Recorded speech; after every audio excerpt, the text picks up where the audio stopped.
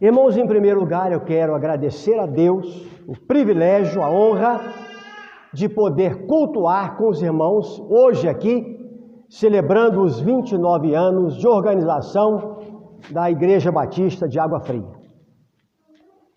Naquele dia, há 29 anos passados, nós que somos mais velhos aqui, Jucinei estava aqui, e os seus pais estavam aqui, irmão Ivo estava aqui, a irmã Eliane estava aqui, e outros estavam aqui, e alguns já se foram, estão nos aguardando lá.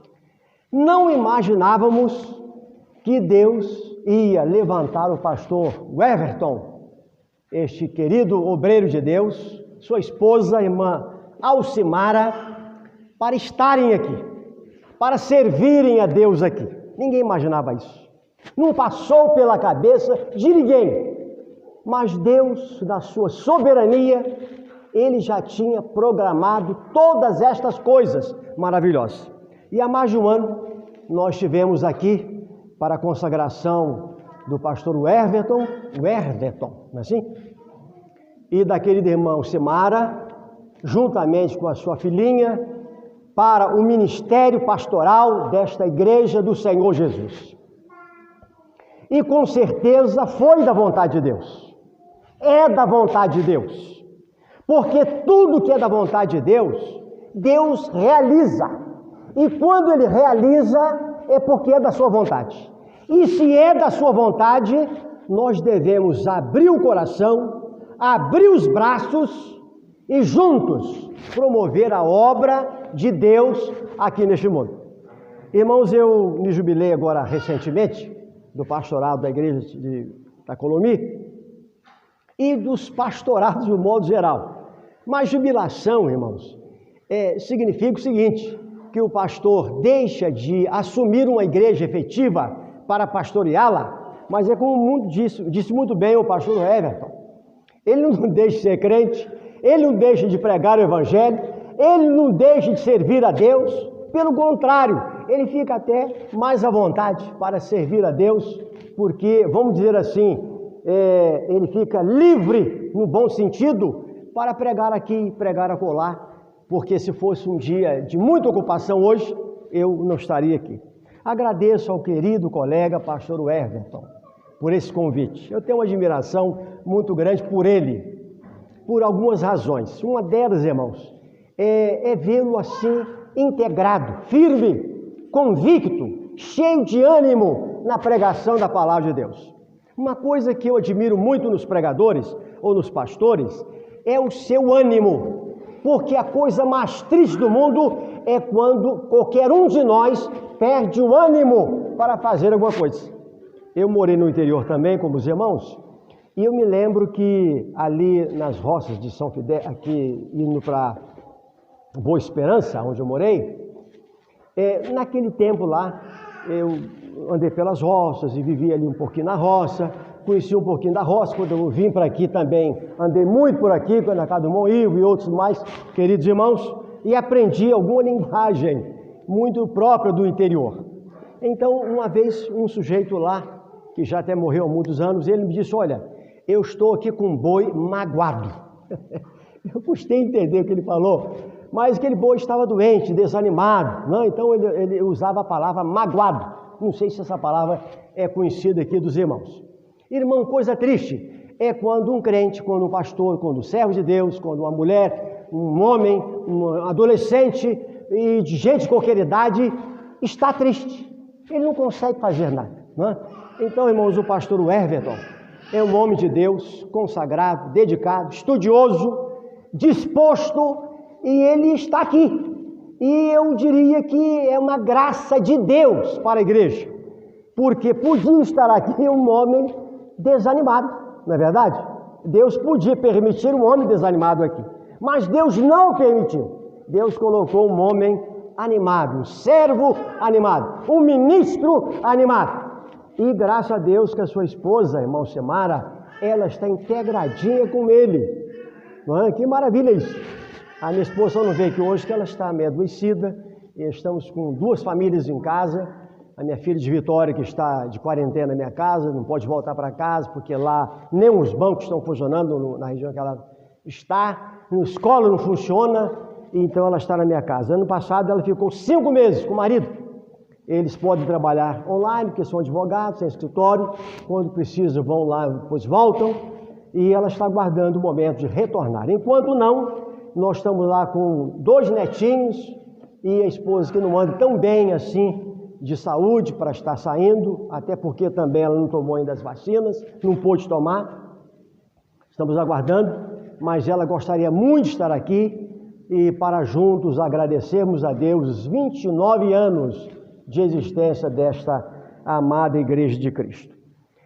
Eu conversei um pouquinho com o Ivo, comi ali um bolo feito pela irmã Cecília, uma broa e bolinho de chuva da Cláudia e cachorro quente, que participei do aniversário da netinha aí, que beleza. E conversei com alguns irmãos, é uma alegria estar aqui. Eu arranjei, Deus me deu, na verdade, um texto que vai, a princípio, no primeiro momento, vai ser a base da nossa meditação, mas no próprio texto, mais abaixo, encontrei a palavra que eu gostaria de dizer aos irmãos aqui, nessa parte introdutória do nosso culto. Eu trouxe uma lanterninha aqui, porque não estou lá tão bem da minha visão, e eu fiquei preocupado em que pudesse faltar luz, então eu estou tranquilo aqui. Mas, mesmo assim, eu ainda não enxergo tão bem nessa escritura aqui, em função da letra ser um pouquinho pequena. Vou tentar ler aqui para os irmãos. Vejam bem. Pois a minha testemunha é Deus, da saudade que tenho de todos vós, na terna misericórdia de Jesus Cristo. Sempre lembrando aqui dos irmãos, raramente eu não lembro dos irmãos, né? E faço essa oração que Paulo fez aqui para os filipenses. Eu peço licença a ele e faço também essa minha oração para os irmãos. Que o vosso amor aumente mais e mais, em pleno conhecimento e toda percepção. Que Deus então abençoe muito esta amada igreja do Senhor Jesus, juntamente com o pastor Everton e com a irmã Simara, com a sua filhinha, e com os demais irmãos, o irmão Marcos, que vem lá de longe, e agora sugeri até que ele ficasse quietinho por aqui, servindo a Deus, não é verdade? Eu, irmão, nos meus pastorados por aí, sempre recomendei que cada membro da igreja, quando muda para uma igreja mais próxima, ele deve ser membro lá. Mas eu já mudei de ideia, porque, na verdade, é o seguinte, a gente tem que ver as conveniências, não é? E então, pessoalmente, eu acho que a presença dele aqui, de vez em quando, as suas contribuições, a sua vida aqui, ajuda muito a igreja, não é verdade? Então, vamos dizer que as igrejas menores precisam das colaborações, e as igrejas que são maiores, graças a Deus, elas estão lá abastecidas de pessoas, de talentos, de recursos, e a nós aqui precisamos de mais atenção do que outras, não é? Vamos dizer assim. Amados irmãos, nós vamos ler um trecho da palavra de Deus para a nossa meditação. Não se preocupem, porque o pastor Arnaldo tem até meia-noite para pregar, não é? Então, fiquem tranquilos. Os irmãos fiquem em pé e nós vamos ler aos Filipenses, capítulo 1. Os irmãos podem abrir aí o texto. Vou ler para os irmãos aqui esse lindo texto da palavra de Deus. 1 aos Filipenses, carta de Paulo aos Filipenses, capítulo 1, dos versos de 1 a 6. Eu vou me deter no versículo 6, e os irmãos podem até deixar suas Bíblias abertas aí, porque vale a pena consultar a Bíblia na hora que eu estiver pregando a palavra de Deus. Então diz assim o nosso Deus, através da instrumentalidade do apóstolo São Paulo. É Paulo quem diz: Paulo e Timóteo, servos de Cristo Jesus, a todos os santos em Cristo Jesus, inclusive bispos e diáconos que vivem em Filipos, graça e paz a vós, outros, da parte de Deus nosso Pai e do Senhor Jesus. Dou graças ao meu Deus por tudo que recordo de vós, fazendo sempre com alegria súplicas por todos vós, em todas as minhas orações, pela vossa cooperação no Evangelho desde o primeiro dia até agora. Estou plenamente certo, versículo 6, estou plenamente certo de que aquele que começou boa obra em vós há de completá-la até ao dia de Cristo Jesus. Que Deus se digne de nos abençoar quando lemos a sua preciosa e bendita palavra. Os irmãos podem se assentar se quiserem.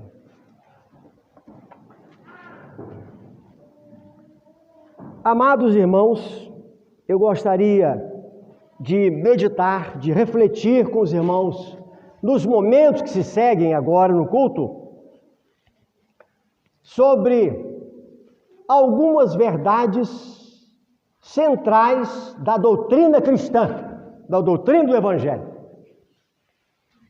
Verdades que, de um certo modo, em algumas igrejas, desapareceram completamente.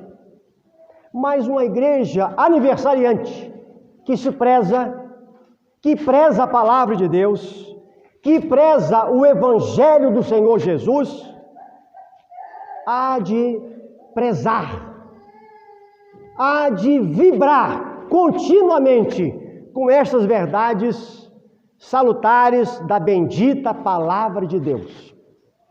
Aliás, irmãos, eu diria que estas verdades centrais do Evangelho, elas são para cada um de nós que está completando 29 anos de organização, um momento, um tempo de ânimo, de coragem,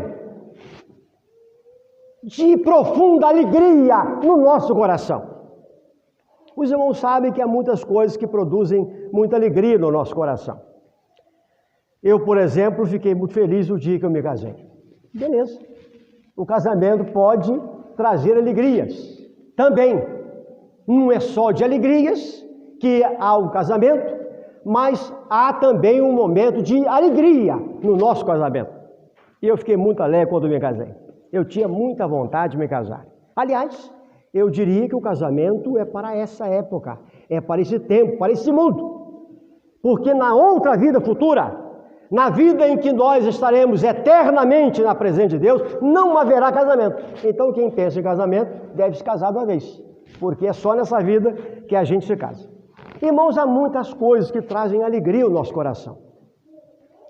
Entretanto, essas verdades que nós encontramos aqui na palavra de Deus, elas produzem continuamente, diuturnamente, alegria, esperança, encorajamento na vida de cada um de nós. Essa é a grande verdade. E eu ainda diria mais. Essas verdades, elas produzem alegria e gozo em nossa vida, em qualquer circunstância, a mais difícil que estivermos vivendo neste mundo. E o casamento não. E o dinheiro não.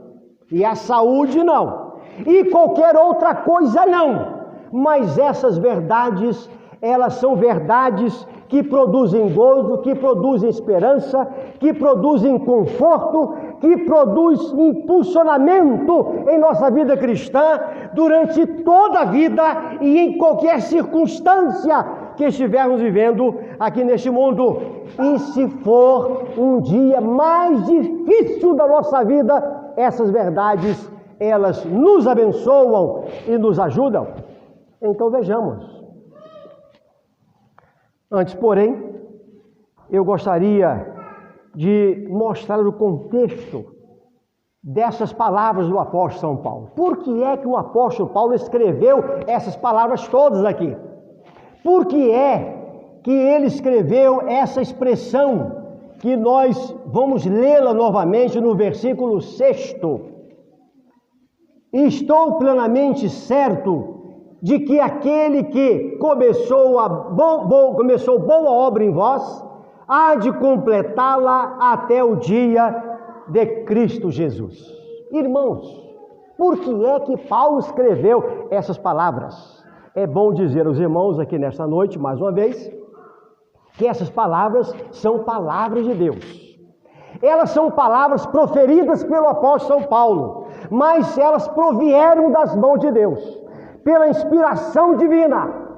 E por que é que Paulo escreveu essas palavras? Irmãos, então vamos ver rapidinho. Vamos dizer que Filipos, essa igreja de Filipos, ela foi fundada ali pelos crentes que foram convertidos num trabalho missionário do apóstolo São Paulo. Aquela igreja floresceu e floresceu em algum lugar muito especial, designado pela mão de Deus, na instrumentalidade do apóstolo São Paulo, na instrumentalidade de uma mulher que era, de uma certa maneira, de muitos recursos materiais, e assim outras pessoas que foram convertidas ao Evangelho naquela ocasião, formaram a igreja cristã de Filipos.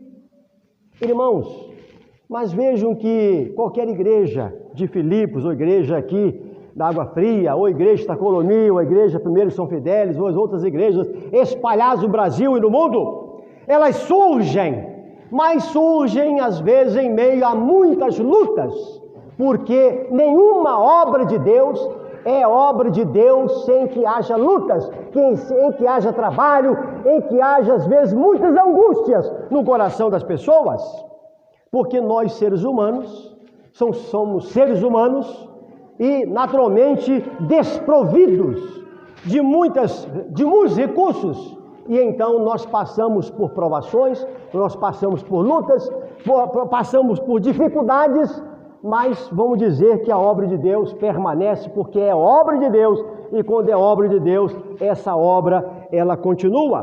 O que estava acontecendo com a igreja de Filipos? Filipos era uma colônia que era dominada pelo Império Romano, e eu quero apenas me deter a esse detalhe importante da história.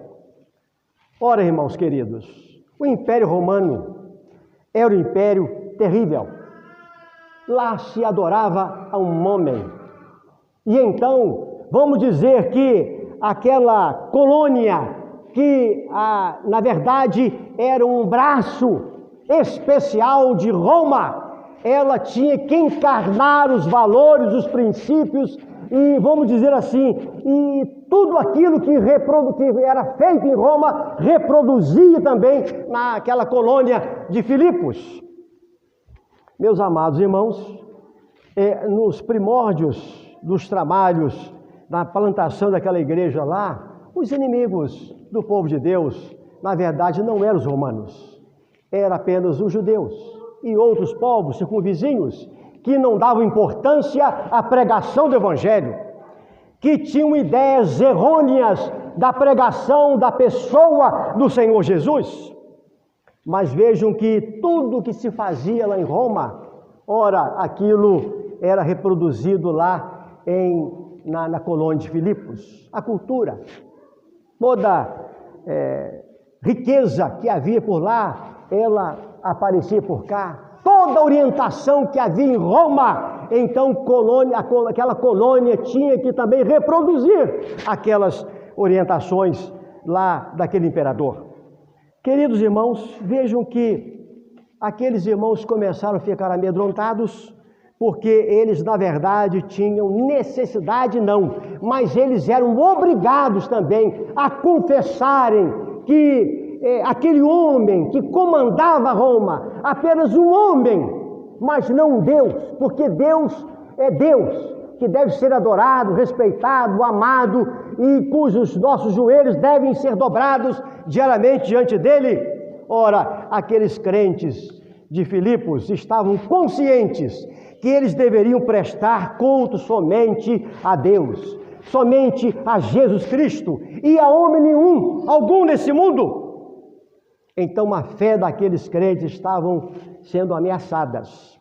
Por outro lado, Roma também sentia-se ameaçado com aqueles cristãos que estavam proliferando aquela cidade e naturalmente crescendo e abençoando, e muitas pessoas se convertendo ali. E então, meus irmãos, Paulo escreve essa carta exatamente para confortar aqueles irmãos, para trazer uma palavra de ânimo, de encorajamento para aqueles crentes que estavam ali, em momentos de amargura, em momentos assim, sozinhos, porque o apóstolo estava preso e não havia, vamos dizer assim, quem estivesse substituindo aquele apóstolo para ensinar-lhes as verdades maravilhosas do Evangelho de Cristo. Amados irmãos, então esse homem de Deus, ouvindo a respeito daquela igreja, com informações precisas a respeito das crises que havia acontecido ou que estava acontecendo naquela colônia onde estava a igreja do Senhor Jesus. Ele então faz elogio àqueles servos seus, mas no versículo 6 ele começa a explicar aqui, detalhar aqui exatamente aquilo que Deus havia feito na vida daqueles crentes, e agora aqueles crentes deveriam se voltar exatamente para aqueles valores, para aqueles princípios, para aquela doutrina essencial na vida de uma igreja e na vida de qualquer crente que se diz crente aqui neste mundo. Então, meus irmãos, ele começa exatamente aqui nesse versículo 6, dizendo o seguinte: estou plenamente certo, estou plenamente convicto que olha irmãos, essa expressão aqui, aquele que significa Deus, o nosso Deus. Então ele vai mostrar aqui exatamente, meus amigos, meus irmãos em Cristo, igreja de Água Fria, exatamente aqui o autor da salvação, o autor da nossa salvação, o autor da salvação daqueles crentes que estavam ali em Filipos, em meio às dores, em meio às crises, em meio às confusões, em meio às ameaças do imperador. E então Deus levanta aquele apóstolo e diz: olha, vocês olhem para aquele que começou esta boa obra. Irmãos, aquele aqui é Deus, o autor da nossa salvação, da sua salvação, meu irmão, da salvação de cada crente aqui neste mundo. Quando nós olhamos para Deus e encontramos a palavra de Deus apontando para nós que aquele, o nosso Deus precioso, que está aqui, que está se alegrando aqui nesta noite, o autor da salvação, deve merecer de nós toda a nossa adoração, todo o nosso quebrantamento, recordando a bênção da nossa conversão que aconteceu alguns anos passados. Completei agora, recentemente, 50 anos pregando o Evangelho. Eu me converti aos 11 anos de idade na primeira igreja de São Fidélis, e desde quando eu me converti ali aos 11 anos de idade, aceitando a Cristo, batizado pelas mãos do pastor Walter Velasco, ele apresentou para nós naquela ocasião o autor da salvação. Ele mostrou que Deus é autor da salvação e que nós devêssemos olhar sempre para o autor da salvação, olhar para Deus. Ora, em meio às crises, em meio às doenças, em meio às perturbações, não há nada mais precioso na vida de um crente, não há mais nada precioso na vida de uma pessoa convertida a Cristo, de que olhar para Deus e lembrar que Ele é o autor da nossa salvação. E não adiantaria o homem arranjar a sua salvação. De vez em quando, essa pergunta aparece no Facebook, aparece aí no Instagram, aparece em algum lugar. O crente pode perder a salvação? Aí vem alguém e responde e diz: bom, se você foi salvo por alguém, então você pode perder a salvação. Mas se você foi salvo pelo autor da salvação, o nosso Deus, Deus Trino, Deus Pai, Deus Filho, Deus Espírito Santo, então você não perde nunca. Aliás, porque a salvação, ela carrega, na verdade, esse princípio soberano de Deus, carrega, na verdade, meus irmãos, essa força poderosa que só Deus tem para garantir a nossa salvação de hoje e eternamente. Ora, então nós vamos olhar aqui para essa expressão do apóstolo São Paulo, e vamos dizer que ele estava, na verdade, querendo encorajar a cada filipense, cada crente de Filipe, a respeito dessa verdade. Olha, vocês estão aí preocupados, estão aí nervosos, estão aí, às vezes, desorientados, mas vejam que vocês foram salvos por aquele, o nosso Deus maravilhoso. Ora, meus irmãos, que coisa boa é quando as pessoas apontam para Deus, quando as pessoas correm para Deus, quando as pessoas, elas se aproximam de Deus. Porque em Deus nós temos toda a força, nós temos todas as bênçãos. Em Deus nós encontramos todas as respostas para cada uma de nossas questões. Em Deus nós encontramos a paz, em Deus nós encontramos a esperança, em Deus nós encontramos tudo o que precisamos. Por isso nós podemos afirmar categoricamente que essa é uma verdade tão cristalina, tão extraordinária da palavra de Deus, queridos irmãos, que pode nós estarmos em qualquer circunstância da nossa vida, essa verdade há de penetrar, há de nos encorajar, há de nos abençoar enquanto vivermos aqui neste mundo.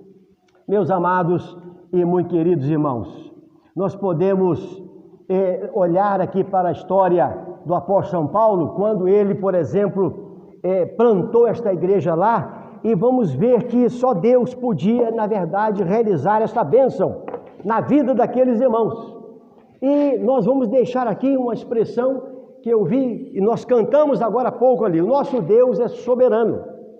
E quando nós olhamos para a nossa salvação, nós olhamos exatamente para aquele que pode produzir uma benção tal para a nossa vida e nos garantir eternamente a nossa felicidade.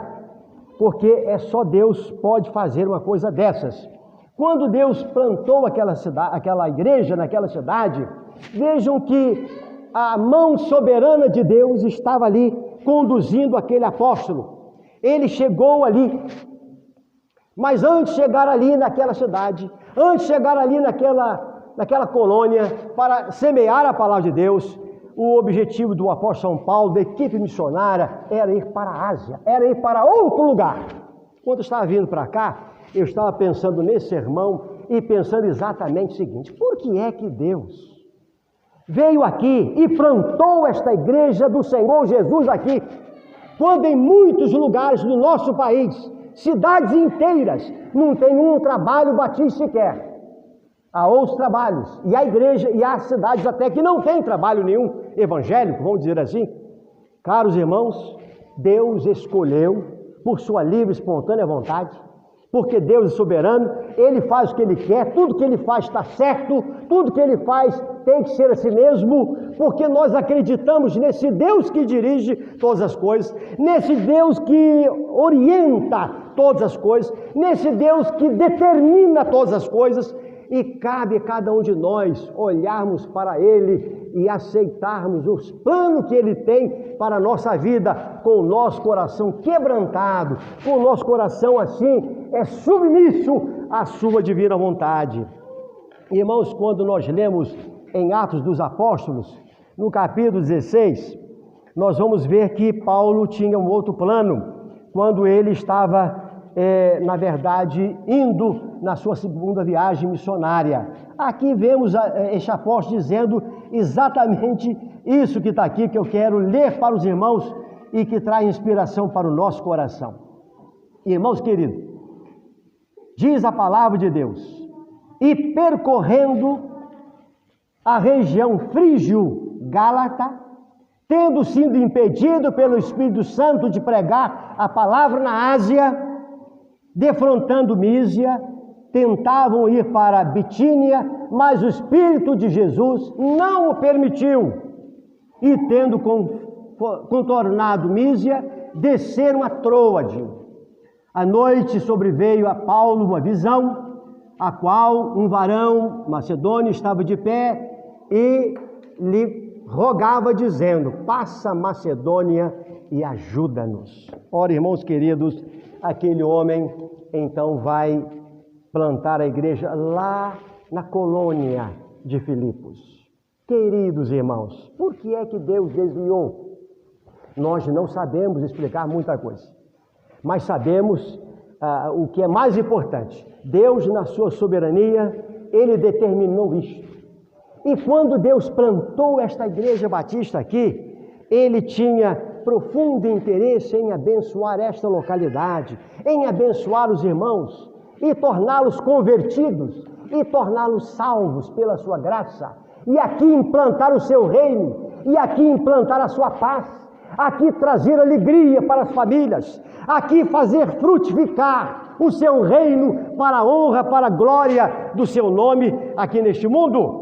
Meus irmãos, este apóstolo vai para lá, e quando ele chega lá, encontra também obstáculos, pode dar a impressão do ponto de vista humano que o seu caminho estava errado, mas na verdade ele estava muito consciente de que ele deveria estar ali para pregar a palavra de Deus.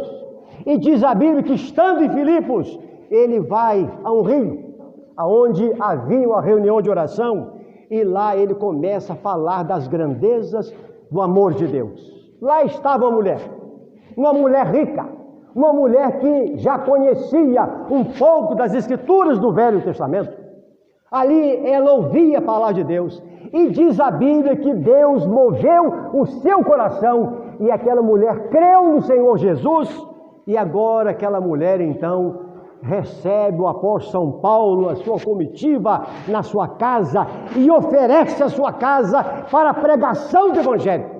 Meus irmãos, quando eu leio esse texto, e já li esse texto muitas vezes, eu fico maravilhado, eu fico impressionado como o Espírito Santo de Deus, ele convence uma mulher rica, como ele convence uma mulher e abre o coração daquela mulher para que a sua casa se tornasse uma igreja do Senhor Jesus. Meus irmãos, eu preguei muitas casas durante esses 50 anos de pregador, e essas expressões eu ouvi e eu as guardo no meu coração. Pastor, a igreja que o senhor está pastoreando hoje aqui, etc., ou está pregando aqui, ela surgiu na minha casa. Outro me disse assim: olha, pastor, a igreja funcionou aqui durante muitos anos.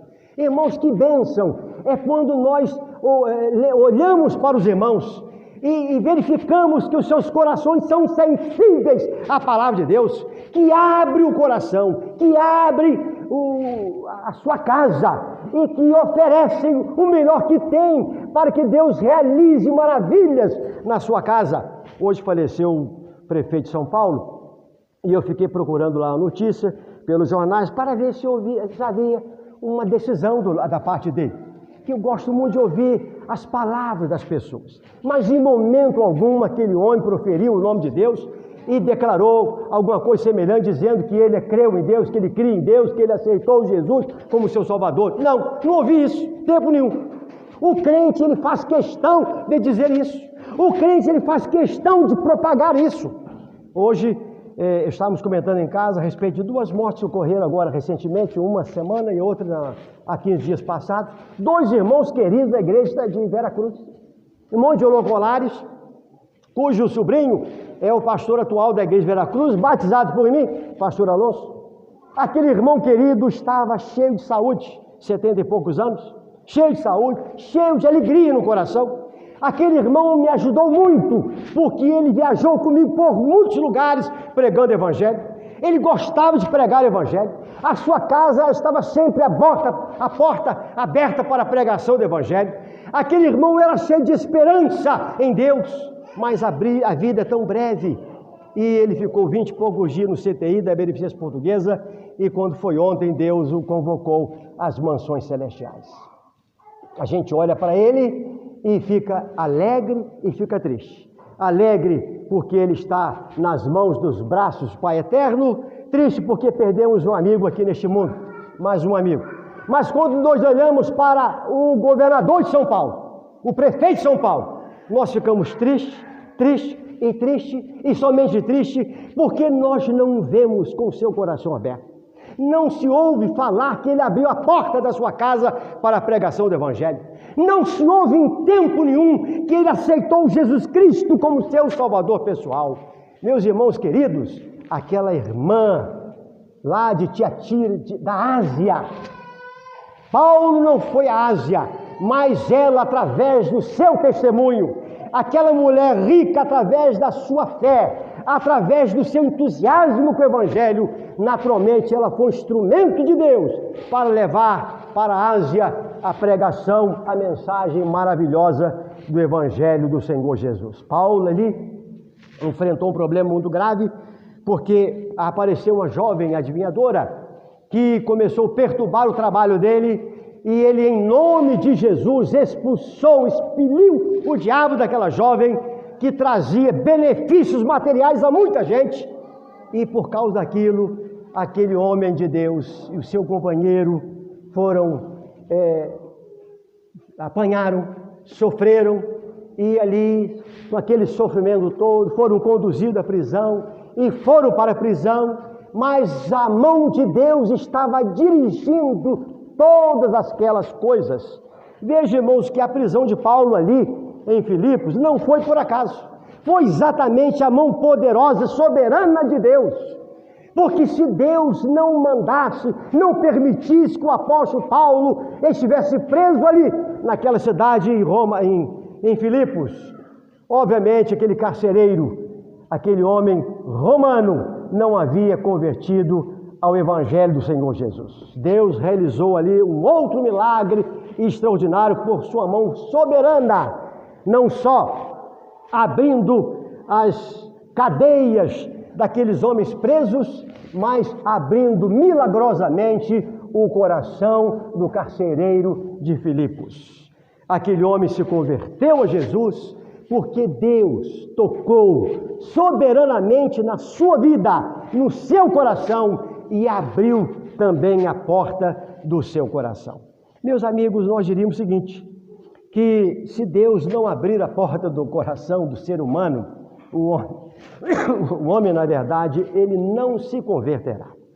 Nós entendemos e ouvimos pela palavra de Deus e lemos pela palavra de Deus muitas vezes, muitos textos mostrando que é a mão de Deus. Não é a mão do homem que produz a salvação. O homem não é incapaz de produzir salvação. O homem não tem condições para fazer isso, absolutamente. O homem não tem justiça capaz de conferir ao coração de Deus um coração íntegro, um coração perfeito. Absolutamente não é. O homem é por natureza torto. O homem é por natureza pecador. O homem é por natureza um ser que rejeita os princípios, valores de Deus. E então nós entendemos que Deus é soberano. E então na salvação Ele vem e coloca sua mão poderosa sobre a vida daqueles que na verdade devem ser salvos, devem se converter, que abrem os seus corações, que estão dispostos a ouvirem a voz de Deus. Então, meus amigos, nós louvamos a Deus exatamente porque o nosso Deus, o autor da salvação, Ele abriu o coração daquela mulher em Filipos. Ele, na verdade, através de Paulo, exorcizou, tirou o demônio do coração daquela jovem que nós não sabemos se ela se converteu, porque a Bíblia não nos garante isso, mas garante que ela ficou livre completamente da ação maligna. E, meus amigos, Deus em Filipos, Ele tocou, converteu, abençoou com a sua mão poderosa e milagrosa o coração daquele homem que havia prendido o apóstolo São Paulo, carcereiro de Filipos. E ali nós vemos, nesses momentos extraordinários da vida do apóstolo, ele recordando, mostrando a mão de Deus poderosa ali em Filipos, durante esse período em que a igreja estava enfrentando essa situação, exatamente para confortar, para trazer alegria ao coração daqueles irmãos, falando da importância e da necessidade deles se voltarem para Deus, aquele que realizou maravilhas extraordinárias na vida daqueles homens e mulheres de Deus. Amados irmãos do Senhor Jesus, é interessante, irmãos, olharmos para a Bíblia e verificarmos que só Deus pode fazer essas maravilhas no coração de cada um de nós. Aqui em São Fidélis morou durante muitos anos um cidadão, E ele me batizou na igreja católica quando eu era criança, ainda muito criança. E uma ocasião eu fui à casa, estou ligado, irmão, pela. Uma ocasião eu fui à sua casa e ele tinha uma propriedade ali, indo para o Valão dos Milagres, ali por perto. Cheguei lá, encontrei a sua esposa dentro de uma caixa, pastor Everton, desse tamanho. Uma caixa enorme. Ela estava lá dentro. Em volta estava a sua filha, que hoje mora lá nessa propriedade. E o seu Coro dos Santos estava lá no curral, trabalhando. E verifiquei que o diabo estava fazendo um trabalho terrível naquela casa. Eles não acreditavam em Deus. Eles não acreditavam em Jesus como Salvador. Ali, eu e minha esposa, casados de novos, pregamos-lhes o Evangelho. Falamos a respeito de Jesus. Eles tinham grande consideração a cada um de nós. E eu fiquei uns 3 ou 4 dias naquela casa. E então o seu Coro de Santo disse: olha, meu filhado, o que é que eu vou fazer com essa sua madrinha, com a Amélia e tudo mais, e o meu próprio genro, porque nós estamos vivendo um momento de sofrimento muito grande. Eu disse: só tem uma saída, e a saída está em Deus. Se o senhor olhar para Deus, se o senhor olhar para Jesus, e aceitá-lo como seu Salvador pessoal, mas aceitá-lo de coração, aceitá-lo de verdade, aceitá-lo e entregar mesmo a sua vida ao Senhor Jesus, tudo vai modificar. Ele disse: então domingo nós vamos para a igreja. Eu disse: eu não irei na igreja, porque eu estou indo para Niterói, mas o senhor vai. E ele foi com a dona Gelsi, e ele foi com a Amélia, e ele foi com o genro, e lá eles entregaram a vida a Cristo. E aquele casal foi batizado lá na igreja de Ponte Nova. Eles foram membros lá. Ele se converteu mesmo. Aquele homem xingava o tempo todo. A gente chegava na casa dele, e ele, então, de vez em quando, ele pedia desculpas. O senhor vai me desculpar, mas eu não consigo. Na propriedade dele se converteu um moço que mora aqui em São Fidélis ainda, está vivo. E então, um dia eu estava lá, em outra ocasião, ele falou assim, anterior a essa, ele disse: olha, esse rapaz agora diz que é crente. Ele vai para a igreja e lá ele chama todos de irmãos e coisas e tal. Esse homem é um mentiroso. Esse homem não é crente coisa nenhuma. Então, o seu Córido era um homem revoltado com a vida, revoltado com tudo, e que não acreditava em Jesus como Salvador, não acreditava em Deus e tinha um desrespeito com as coisas santas. Mas naquele dia, amigos, irmãos, ele foi à primeira igreja e lá ele se converteu, foi batizado e morreu crente, convertido ao Senhor Jesus. Eu estou contando isso para terminar esse ponto aqui, que só Deus pode fazer isso. Só Deus faz isso. Pastor não faz isso. Pastor é um instrumento de Deus para pregar o Evangelho. Padre não faz isso. Não tem ninguém que faça isso. Não há homem mais rico do mundo que possa fazer isso. Na verdade, só Deus faz isso. Porque Deus é poderoso, diz Paulo, para guardar o meu depósito até aquele dia. Meus irmãos queridos, vejam que o apóstolo São Paulo, ele vai nos mostrar aqui, nesse versículo 6, uma outra verdade extraordinária a respeito da salvação. Nós falamos sobre o autor da salvação, que é Deus. Não há outro autor, não há autores da salvação. Apenas um autor da salvação, que é o nosso Deus. Nós poderíamos ler muitos textos para provar isso aos irmãos, mas não vou fazer isso. Mas ele usa aqui uma outra expressão que me chamou muita atenção quando eu preparava esse sermão. Outra verdade cristalina do Evangelho do Senhor Jesus. Ele vai dizer assim: aquele Deus que começou a boa obra. Olha, pastor Everton, que expressão maravilhosa da palavra de Deus. Boa obra. Ele vai dizer que a salvação é uma boa obra. Meus irmãos queridos, Ninguém neste mundo faz boa obra. Só Deus faz boa obra. A boa obra da salvação, só Deus pode fazer. E por que é que Paulo usa essa linda, extraordinária expressão, boa obra?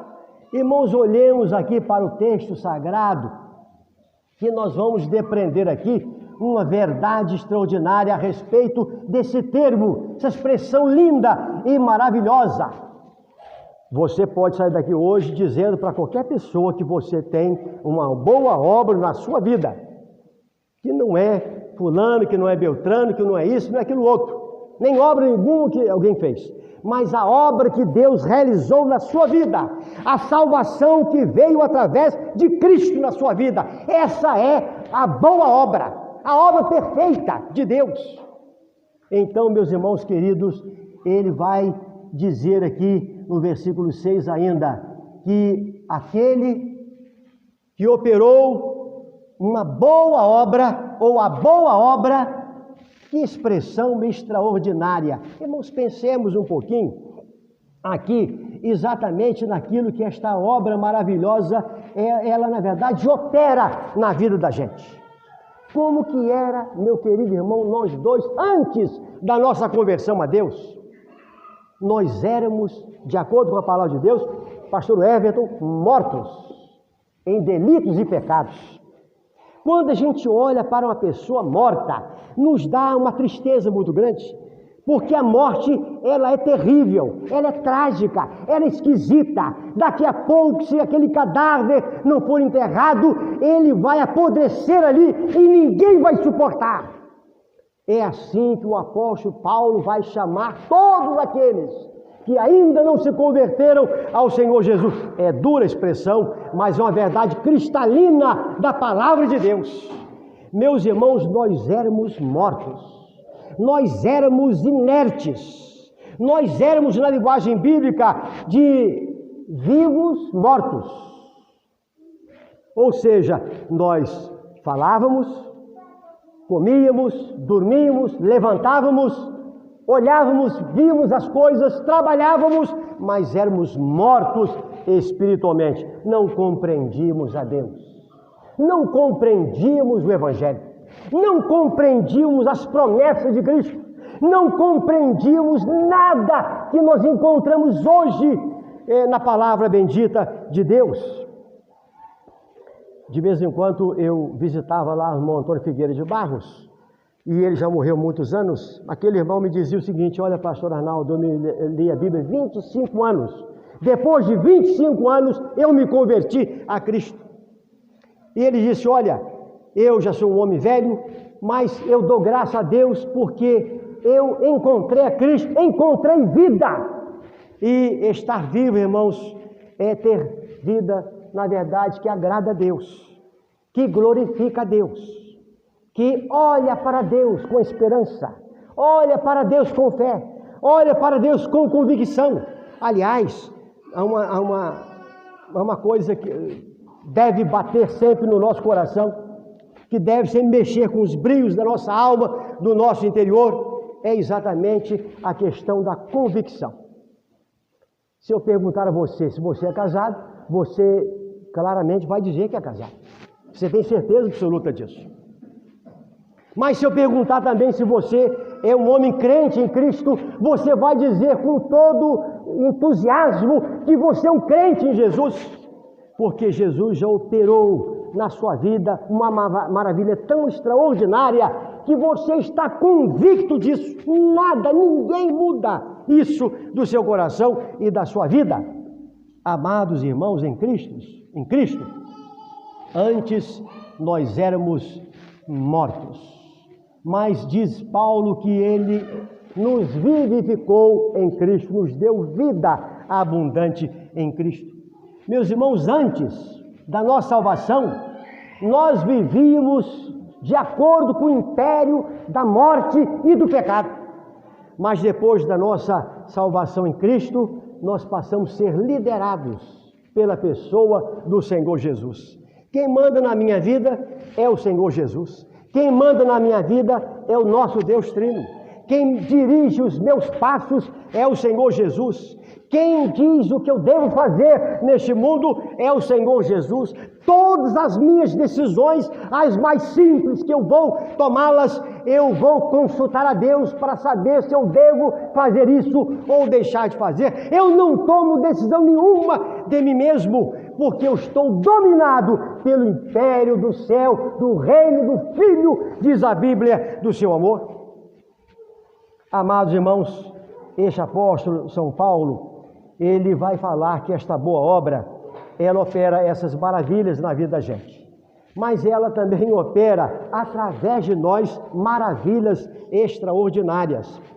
Foi Paulo mesmo que escreveu uma carta aos Tessalonicenses, e nessa carta maravilhosa, ele mostra para cada um de nós aqui nesta noite a respeito de 3 virtudes extraordinárias que foram operadas na vida daqueles crentes de Tessalônica, porque eles se converteram ao Senhor Jesus. Ele enumera aqui a operosidade da fé. Paulo elogia aqueles irmãos pela operosidade da fé daqueles irmãos. Irmãos, que coisa maravilhosa é quando uma pessoa se converte a Cristo e ela passa então a servir a Deus, a colocar a sua vida no serviço cristão. Eu, quando cheguei aqui na posse do pastor e posse e na sua consagração, eu olhei aqui e vi algumas obras aqui atrás, mas eu ouvi dos irmãos aqui, trabalhos que houve aqui e acolá, de pessoas que se converteram, enfim, do trabalho que se expandiu, que foi, e que os irmãos estão fazendo. Que glória, que bênção é saber que a obra de Deus progride e que está em boas mãos, porque os irmãos continuam servindo a Deus. É assim mesmo. Depois que a gente se converte, a gente se livra daquele marasmo, daquele tempo que nós perdimos tempo com pequenas coisas ou grandes coisas humanas. E para Deus nós não gastávamos um centavo para fazer nada para o Senhor Jesus. Glória a Deus pela vida não só dos Tessalonicenses, que tinham uma fé operosa, que trabalhavam, que construíam, que evangelizavam. É assim mesmo. Depois que a gente se converte, a gente quer espalhar, pastor Everton, o evangelho por tudo quanto é lugar. E eu vejo os irmãos com o programa no rádio através do pastor Everton. Eu vejo ele ensinando a palavra de Deus. Eu vejo os cultos que há realizados aqui e acolá. Eu vejo a movimentação que os irmãos fazem, porque é exatamente isso que Deus opera na vida da gente depois que a gente se converte. Ele opera a salvação e através da salvação em nossa vida, Ele começa a fazer com que nós frutifiquemos frutos para a glória e para a honra do nosso Deus. Mas ele, elogiando aqueles irmãos, ele vai falar da operosidade da fé, ele vai falar também aqui, meus irmãos, da abnegação do amor. O que é isso? Aqueles irmãos agora passaram a sentir com grande amor no coração os problemas que haviam nas famílias, nas igrejas, em todo lugar. Há pessoas insensíveis em todo o mundo. Entretanto, quando o homem se converte a Cristo, quando a mulher se converte a Cristo, ela passa a ser uma pessoa sensível com sofrimento alheio. Agora mesmo, quando nós estamos vendo tantas pessoas morrerem, tantas pessoas enfrentando suas situações terríveis de morte com essa doença que está atacando a muita gente. Essa semana em Campos, por exemplo, eu contei lá 3 queridos irmãos.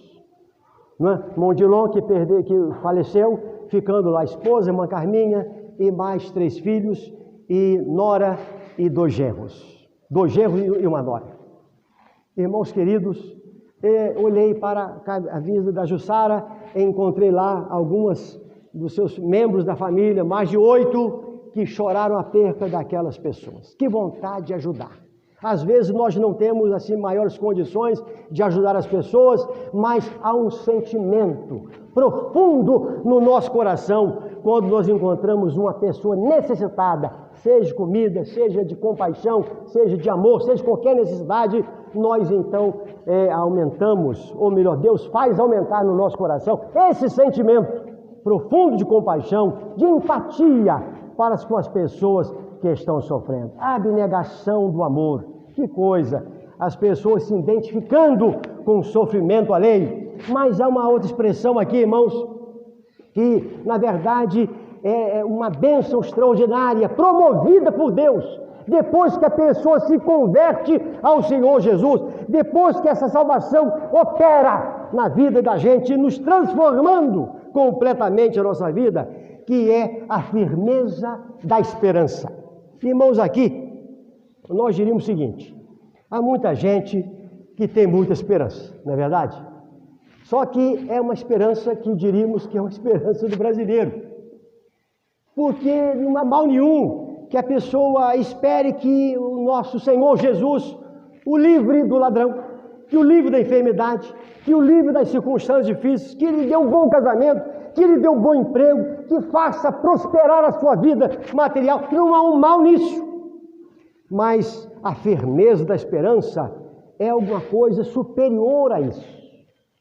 É exatamente a esperança de quando nós deixarmos este mundo, partirmos diretamente à presença augusta de nosso Deus e vivermos aqui neste mundo, irmãos, enquanto vivemos aqui, vivemos cheios dessa esperança e em qualquer circunstância sendo abençoados ou não pelo nosso Deus, nós acalentamos essa firmeza, essa esperança no nosso coração, porque nesse mundo nós somos peregrinos, nós somos forasteiros, aguardamos a nossa pátria celestial, e essa é a maior esperança, e essa firmeza, e esta convicção, ela é produzida pelo Espírito Santo de Deus no coração daqueles que aceitam o Senhor Jesus como seu único e eterno Salvador. E para terminar, Paulo aqui ainda nesse versículo, ele deixa isso muito claro. E esse texto, ele deve ser lido mais uma vez para que os irmãos guardem bem essas expressões. Vejam aqui, estou plenamente certo. Paulo tinha absoluta convicção disso. De que aquele que começou a boa obra, aquele aqui é Deus o autor da nossa salvação, que opera essas maravilhas extraordinárias. Ele vai dizendo que aquele que opera, ele faz uma boa obra. A boa obra é a salvação, que nós alcançamos na pessoa de Cristo. Essa boa obra, ela opera na nossa vida maravilhas extraordinárias depois da nossa conversão. E Paulo vai dizer aqui exatamente essas verdades extraordinárias, mostrando que a esperança da nossa firmeza e da nossa convicção firmeza, ela está dentro do coração da gente, exatamente implantada pelo Espírito Santo de Deus, que nos convenceu do pecado, da justiça e do juízo. Mas ele completa o versículo dizendo assim: há de contemplá-la, há de completá-la até ao dia de Cristo. Que coisa boa é pensarmos que a nossa salvação, ela é completa. Não deixa ninguém na rua da amargura. Que coisa boa isso! Ela tem princípio, ela tem meio e ela tem a garantia da vida futura. Ela se completará quando nós deixarmos este mundo ou quando Cristo voltar para arrebatar a sua igreja. Essa expressão, dia de Cristo, é o dia da volta do Senhor Jesus a este mundo. Meus amados, meus amigos, prezada igreja do Senhor Jesus, o nosso Deus, maravilhoso Deus, deixou essas verdades no coração de cada um de nós, para que nós pensemos exatamente como a palavra de Deus quer que nós pensemos, que não falta nada na nossa vida, não faltará nada no final de nossa vida, porque Deus completará essa perfeita alegria quando nós adentrarmos as mansões celestiais. Para terminar, eu deixo para os irmãos alguns textos maravilhosos. Vejam bem o que o Senhor Jesus disse: dou-lhes a vida eterna e nunca hão de morrer, e ninguém os arrebatará da minha mão. Foi Paulo que disse noutra ocasião: estou certo de que Deus é poderoso para guardar o meu depósito até aquele dia. E assim, meus irmãos, eu poderia estar citando muitos textos.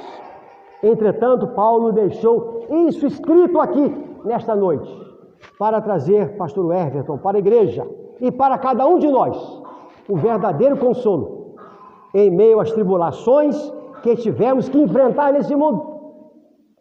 Bem recente, uma querida irmã ali de Campos estava desesperada, disse: pastor, porque está morrendo muita gente na minha casa, já morreram 3, e ela chorando, estava lá assim, bastante desesperada, com muita razão.